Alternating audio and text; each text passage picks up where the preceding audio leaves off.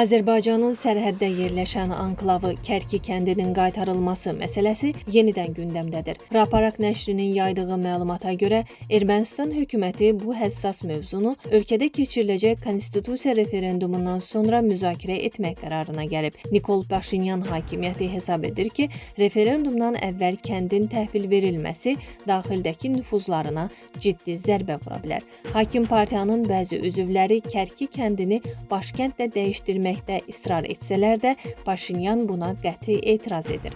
Xatırladaq ki, Ermənistan Kərki kəndi ilə yanaşı Qazax rayonunun hələ də işğal altında olan Sofulu, Yuxarı Əskipara və Bərxudarlı kəndləri də daxil olmaqla ümumilikdə 4 kəndi Azərbaycana geri qaytarmalıdır. Paşinyanın digər bir diqqət çəkən bəyanatı isə enerji və nəqliyyat dəhlizləri ilə bağlıdır. Ermənistan baş naziri gələcəkdə Azərbaycandan elektrik enerjisi ixal edə biləcəklərini istisna etməyib. O, ölkədə fəaliyyətə başlayan süni intellekt zavodlarının enerji olan tələbatı kəskin artdığını bildirib. Baş nazir həmçinin Azərbaycan mütəxəssislərinin son dövrlərdə DRIP layihəsi çərçivəsində infrastruktur layihələrini müzakirə etmək üçün Ermənistanda olduqlarını açıqlayıb. Nəqliyyat sahəsində isə İrəvan rəsmi Moskva ilə ciddi bir dəmir yolu problemi yaşayır. Paşinyan Avrasiya İqtisadi Birliyində Rusiyadan gələn eksklüziv münasibət gözləntisini qəbul etmədiklərini bəyan edib. O, 2008-ci ildə Rusiyanın törəmə şirkətinə verilən dəmir yollarının idarə etmə hüququnun gələcəkdə üçüncü bir dost ölkəyə ötürülə biləcəyini işarə edib. Baş nazirin sözlərinə görə əsas məqsəd Azərbaycan və Türkiyə ilə nəqliyyat xətlərinin bərpası üçün yaranmış tarixi fürsəti itirməməkdir. Cənubi Qafqazda regional əməkdaşlıq və dəhliz layihələri masada rəsmiləşərkən, Qərb cəbhəsində rəsmi Moskvaya qarşı iqtisadi və mənəvi təzyiqlər müharibəsi yeni mərhələyə qədəm qoyur.